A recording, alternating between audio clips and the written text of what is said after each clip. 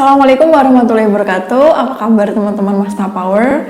Sebelumnya selamat merayakan Hari Raya Idul Fitri tahun 1441 Hijriah. Taqabbalallahu minna wa minkum. Mohon maaf lahir batin semuanya.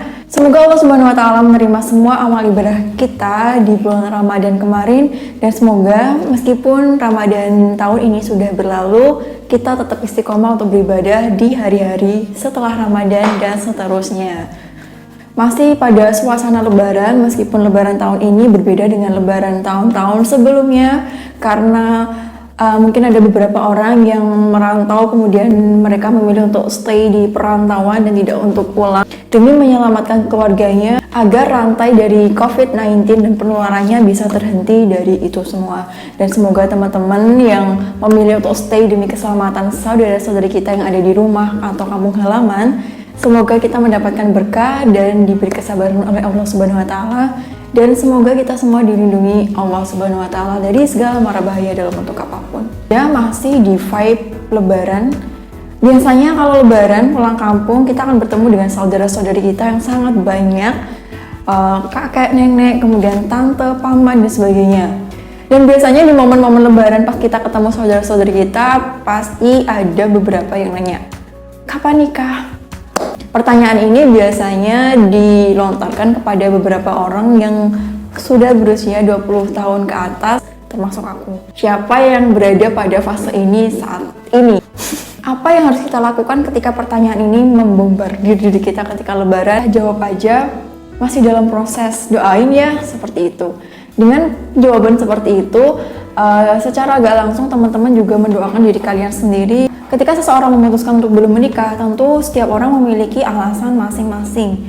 Bisa saja mungkin dia berniat untuk menikah, tapi karena belum menemukan orang yang memiliki value sejalan dengan dia memilih untuk masih sembari memperbaiki diri dan berusaha menemukan orang yang benar-benar sejalan dengan mereka.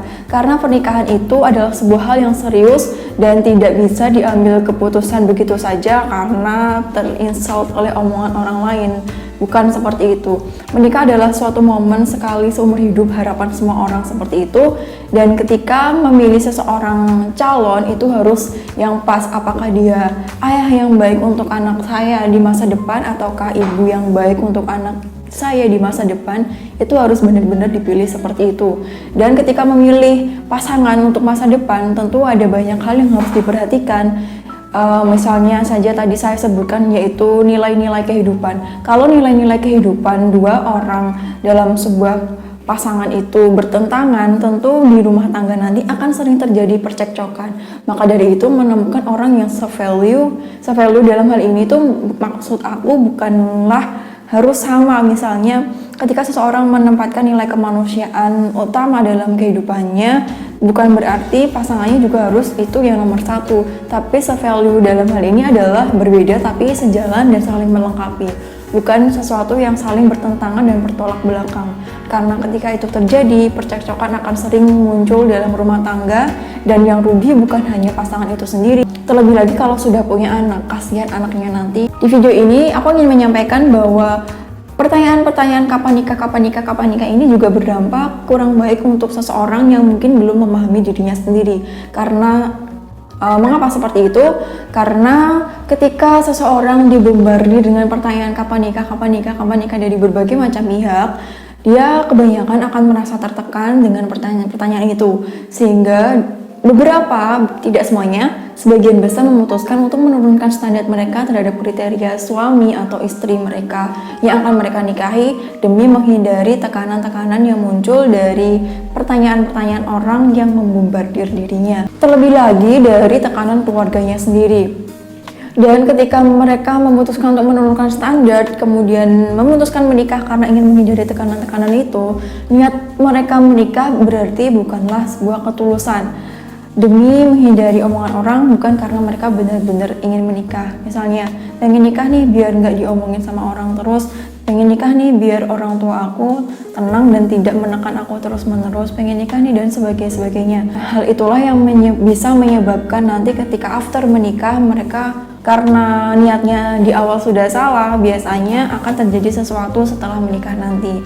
Maka dari itu saran aku adalah tidak masalah ketika banyak sekali orang yang menanyakan kapan nikah dan sebagainya, asalkan teman-teman memiliki keyakinan yang kuat, asalkan teman-teman memahami diri kalian sendiri dan kalian benar-benar memiliki standar yang tidak boleh diturunkan meskipun banyak orang yang menanyakan kapan nikah dan sebagainya.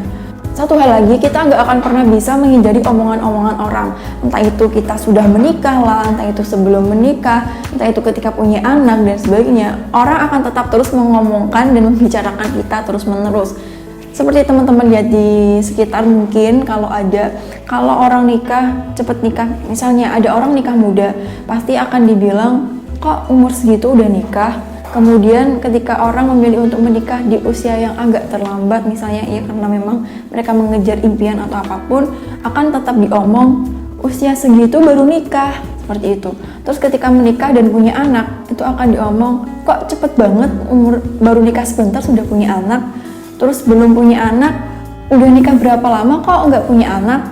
Nah, segala macam bentuk situasi itu pasti akan selalu saja diomongin orang lain. Maka dari itu melakukan sesuatu lah bukan karena ingin menghindari omongan orang, karena kita tidak akan pernah bisa selamanya menghindari omongan orang. Kehidupan akan tetap seperti itu, ada orang yang suka, ada orang yang nggak suka. Kita tidak bisa expect setiap orang untuk menyukai apa yang kita lakukan, untuk menyukai keadaan kehidupan kita, karena kalau seperti itu namanya bukan hidup. Kalau seperti itu namanya bukan dunia. Adanya di surga, semua orang tidak ada yang julid, semua orang berbaur dengan sangat indah, dan tidak ada rasa sakit hati dan sebagainya. Jadi seperti itu, jangan lupa jaga kesehatan teman-teman semua.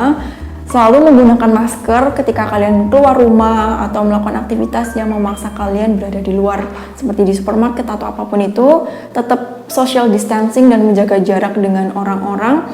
Kemudian mencuci tangan sebelum melakukan aktivitas atau setelah melakukan aktivitas apapun, dan terutama sebelum makan.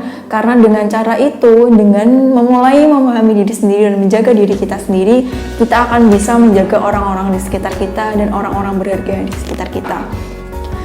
Sampai jumpa di next Masta Power. Terima kasih atas feedback positif yang teman-teman berikan kepada channel kami. Semoga kedepannya kita akan terus menjadi channel yang bermanfaat dan juga menjadi channel yang berkualitas untuk kita semua. Sampai jumpa di next Masta Power, dan jika teman-teman ada request video apa sih yang ingin teman-teman bahas pada video selanjutnya, silahkan komen di kolom komentar. Terima kasih, selamat merayakan Hari Raya Idul Fitri. Semoga Allah menerima amal ibadah kita semuanya. See you in another video bersama saya Devi Puswita. Assalamualaikum warahmatullahi wabarakatuh.